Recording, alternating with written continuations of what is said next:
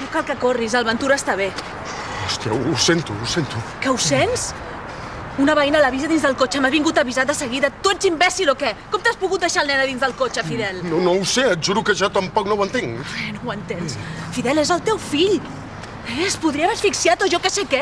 En què coi pensaves? No ho sé. Quan anava a sortir del cotxe m'ha trucat el Paco a veure si podia acompanyar al metge. I jo anava atabalat. No vull que m'expliquis res més. Què passa? Passa que si no anessis tot el dia darrere del Paco com un gosset, això no hauria passat. No, a veure, el Paco no hi té res a veure. El Paco hi té tot a veure, Fidel. Des que va tenir l'accident estàs més perill que per la teva família. Mira, ja parlarem després, eh? Dóna'm la bossa. Quina bossa? La del Ventura, li ha de donar el dinar. On és la resta de les coses? Hòstia, em sembla que me les he deixat a casa del Paco.